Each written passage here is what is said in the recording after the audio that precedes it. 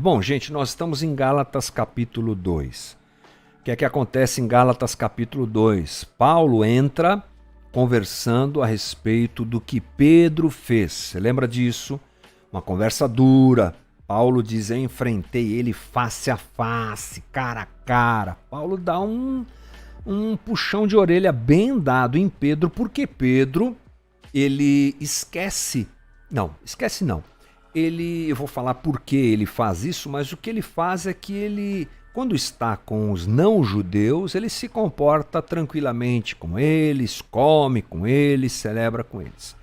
Quando chegam os judaizantes, os judeus um pouco mais ortodoxos, que queriam que os crentes seguissem a lei, ele larga os não-judeus e fica com os judeus e despreza os não-judeus. Isso acontece lá em Antioquia. A gente falou isso bastante semana passada, né? Estamos trilhando o texto de Gálatas e agora estamos tentando entender um pouco por que Pedro fez isso. Por que Pedro se apega à lei?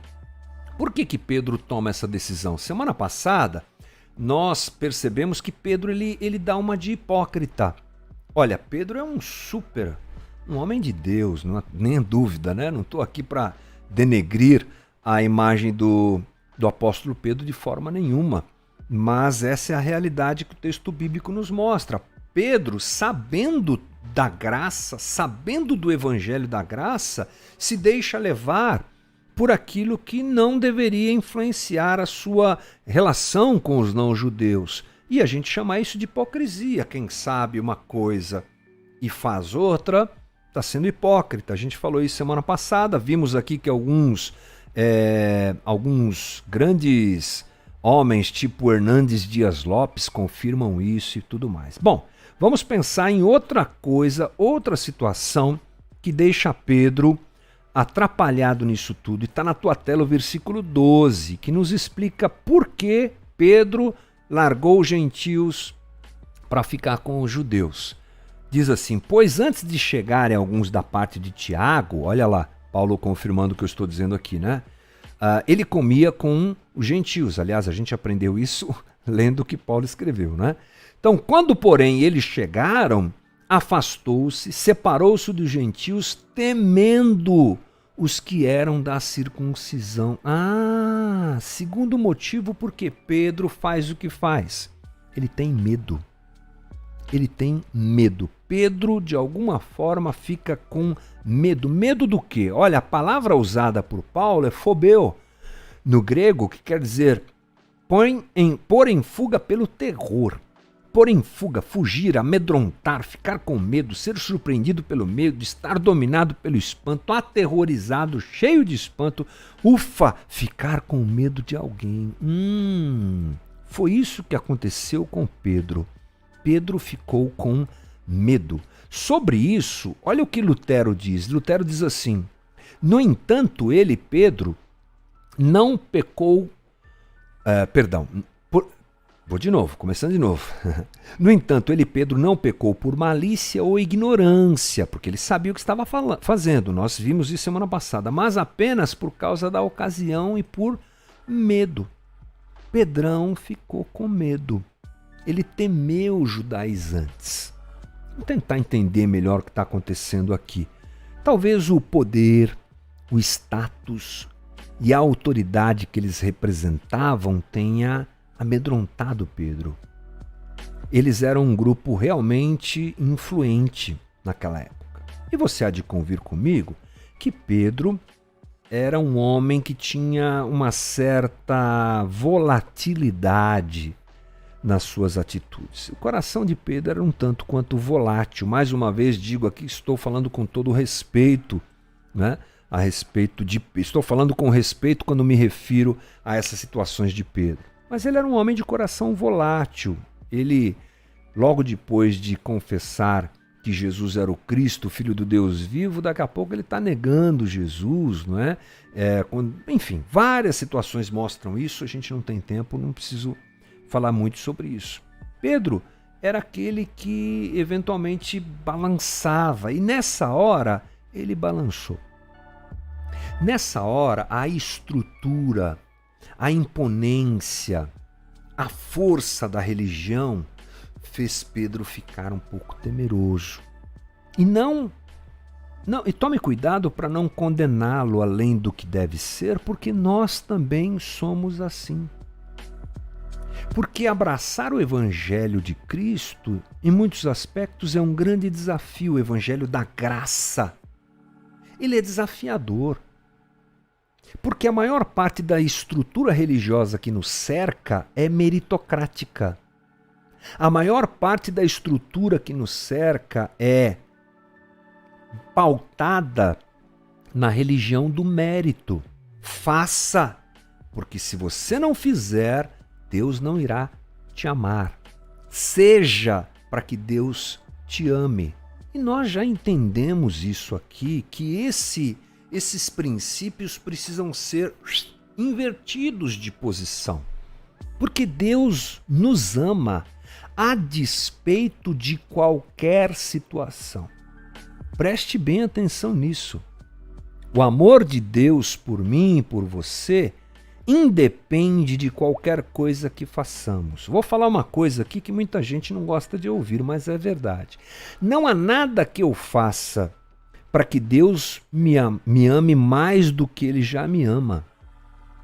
E não há nada que eu faça que seja capaz de fazer com que Deus me ame menos do que Ele me ama. O amor de Deus é o amor de Deus. Primeira coisa, então, é entender esse princípio e viver e ser abraçado por esse amor e se permitir viver esse amor. Depois vem o caminhar com Jesus, o seguir Jesus, que vai moldando o nosso coração à luz do próprio Cristo, como exemplo máximo. Agora, a religião é outra conversa. E Pedro vai e abraça a religião. Coisa que nós, eventualmente, também fazemos. A gente vive num conflito constante quando o assunto é esse daí, e você há de convir comigo, é verdade. Nós, frequentemente, estamos atrapalhados nesse quesito. Nos confundimos. Porque o caminho mais fácil que tem é o caminho da religião. E Pedro corre para a religião. A religião é imponente. A religião coloca nas mãos do homem o poder de decidir a sua vida. Eu vou cumprir regras, normas, eu vou fazer isso, e Deus tem que me amar. Então quem é importante nisso? Quem se torna importante a partir de uma leitura como essa? Deus? Não, eu. O Deus da minha vida sou eu. Se eu não dependo da graça de Deus, mas do que faço, quem é o Deus aí? Eu me salvo. E nós somos influenciados constantemente por esse tipo de leitura. E temos medo. Porque a religião é sedutora, porque a religião é forte, porque a religião ela brilha, porque a religião ela ostenta, porque a religião ela oprime. Uma série de coisas que a religião faz que nos influenciam e nos levam, às vezes, ao mesmo tipo de atitude que Pedro teve. Então, calma lá. Ao invés de atacar pedras em Pedro, que cada um olhe para a sua própria vida. E a gente se perceba e que a gente confesse, admita, todos nós, que esse monstro da religião bate à nossa porta frequentemente, e frequentemente nós somos seduzidos por ele. Quem não gostaria de ter a solução da sua vida nas suas mãos? Acontece que evangelho não é isso. Não sou eu que resolvo. Eu não tenho poder de resolver. É Ele que tem. É Ele que faz. É Ele que salva. Já dizem que evangelho não tem nada a ver com o que eu faço. Tem a ver com o que Cristo fez. Evangelho tem a ver com o que Cristo fez. A consequência da compreensão de que eu preciso de Cristo e me dobro diante dessa realidade, percebendo que eu sou mau, incapaz, vai gerar o fruto da própria presença de Deus em mim. O Espírito, Gálatas 5, vai habitar em mim e vai gerar o fruto. Mas tome cuidado. Porque nós estamos falando de alguém que conhecia muito bem a Jesus, que andou com Jesus, conviveu com Jesus, mas foi laçado pela religião.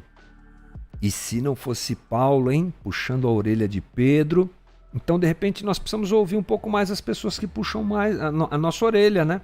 Tem uns Paulos que nos cercam, que ficam nos alertando. Opa, você está fazendo isso por quê? Por que você está indo por esse caminho da religião aí? Por que você está querendo ganhar alguma coisa e merecer alguma coisa que nunca você merecerá? Por que você quer ir aí nessas regras, nessas normas?